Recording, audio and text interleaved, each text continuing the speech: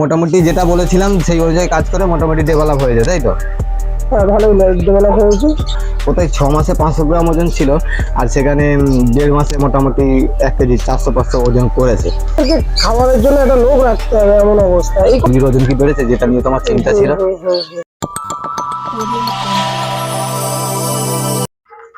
তো ফ্রেন্ডস, আশা করি সবাই ভালো আছে। দেশি মুরগি পালন থেকে আপনাদের জন্য আজকের একটা নতুন ভিডিও। তো আজকের ভিডিওটা থাকবে যে একটা ফার্মারের কাছে এসেছিলাম কি মাসখানেক আগে। তো সেই ভিডিওটা আপনাদের দেখিয়েছিলাম। তো তার প্রবলেম ছিল কি, যে মুরগি সে খাইয়ে গেছে কিন্তু বাড়েনি, এই প্রবলেমটা আগে ছিল। তো বর্তমানে এখন আমরা সে আমাদের তথ্য অনুযায়ী কাজ করেছে, কাজ করার পরে তার মুখ থেকে শুনবো যে সে কি ডেভেলপ করতে পেরেছে। তার সঙ্গে আপনারাও বুঝতে পারবেন যে আমি যে কাজগুলো করি বা আমার যত ইউটিউব চ্যানেলে যত মেম্বাররা আছে তারা যেসবগুলো আমাদের থেকে শিখছে বা করছে, সেই অনুযায়ী তারা আপনারা বুঝতেই পারবেন যে কিভাবে কাজ করেছে বা তাতে কি লাভবান হয়েছে কিনা। তো এখন আমরা এখানে এসেছি, যে দেখতেই পাচ্ছেন এই যে এইদিকে দেখা যাচ্ছে। তো এই দাদাকে দেখলে অবশ্যই চিনতে পারবে এদিকে। তো ফ্রেন্ডস, আমরা এখন ওনার সঙ্গে কথা বলাবো। তো বলার পরে আশা করি আপনারা বুঝতে পারবেন যে উনি ডেভেলপ করেছে কিনা। তো বলো দাদা, কেমন আছো? ভালো। তো আগের থেকে এখন কি পরিবর্তন কিছু এসেছে? মুরগির ওজন কি বেড়েছে, যেটা নিয়ে তোমার চিন্তা ছিল?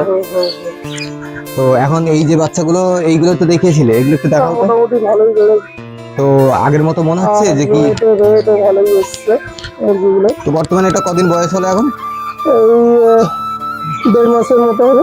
1.5 মাসের মতন। তাও ফ্রেন্ডস একটু মনে হলেও একটু কম আছে ওজনটা, কিন্তু তারপরে যেহেতু একদম কোথায় 6 মাসে 500 গ্রাম ওজন ছিল, আর সেখানে 1.5 মাসে মোটামুটি 1 কেজি 400-500 ওজন করেছে। তো সেই ক্ষেত্রে মোটামুটি ডেভেলপ হয়েছে। তো বলে এখন খাবার কেমন খাচ্ছে মুরগি? খাবারও খুব ভালোই খাচ্ছে। যে খাবারটা বলেছিলাম সেই খাবারটাই খাই গেছে? একদম একদম। তো সেই খাবারটা খাওয়াবার পরে কি বুঝছে, এখন মোটামুটি ভালো রেজাল্ট আছে? তো রেজাল্ট ভালোই আছে।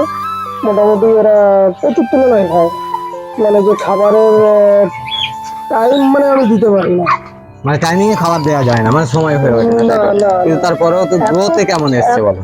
এত তুলনায় এরা খায় মুখ চলে, মানে কন্টিনিউ এদেরকে খাবারের জন্য একটা লোক রাখতে হবে এমন অবস্থা। এই কটা মুরগি। তো ফ্রেন্ডস, এটা তো খাবারই মুরগি। এখানে এসএফজি মুরগি মানে সে তো খাবেই, খেলে তারপরে তো তার বডি ওয়েটটা আসবে না। এটা তো একটা মানে ন্যাচারাল ব্যাপার, যে যত খাবে, তো বিশেষ করে মুরগির ক্ষেত্রে যত খাবে কিন্তু সে ততই মানে শরীরের বডি ওয়েটটা বাড়বে। তো সেই ক্ষেত্রে এটা মানে নতুন কিছু নয়। যদি আমরা দেশি পালন করি সেই ক্ষেত্রে কি হবে, দিশি ও নিজের খাবারটা নিজে জমিয়ে নেয়, ঠিক আছে, কিন্তু দিশিতে স্টার্টার ফিড দিতে হয় না, যার কারণে দিশির 1 কেজি বডি ওয়েট আসছে মিনিমাম। দিশি মুরগির ক্ষেত্রে 1 কেজি বডি ওয়েট আসছে 4 থেকে 5 মাস সময় লেগে যায়। যে 1 থেকে মানে 1 কেজি বা 1200-র মধ্যে, তাও 1200 খুব রিস্ক হয়ে যায় দিশি মুরগিতে, 1 কেজির একটা মধ্যে থাকে। তো মোটামুটি যেটা বলেছিলাম সেই অনুযায়ী কাজ করে মোটামুটি ডেভেলপ হয়ে যায়, তাই তো? হ্যাঁ, ভালোই ডেভেলপ হয়েছে। তো ফ্রেন্ডস, আজকে ভিডিওটা বেশি বড় করবো না।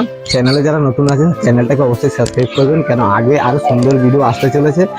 যারা এখনো জড়েননি, ভিডিও দেখে মনে হয়নি যে ভিডিওটা ভালো হয়েছে, স্কিপ করে তুলে দিয়েছিলেন, কিন্তু তারা আবার পুনরায় যখন ভিডিও সামনে এসে যাবে তখন চ্যানেলটাকে অবশ্যই সাবস্ক্রাইব করবেন, কেন খুব গোপন তথ্য নিয়ে ভিডিও নিয়ে আসছি, ঠিক আছে, আবারও নতুন করে, যাতে করে আপনারা বিনা ট্রেনিং ছাড়াই জাস্ট এই ইউটিউব চ্যানেলের ভিডিও দেখে আপনারা কিন্তু নিজ ভাবনায় ফার্মিং করতে পারবেন।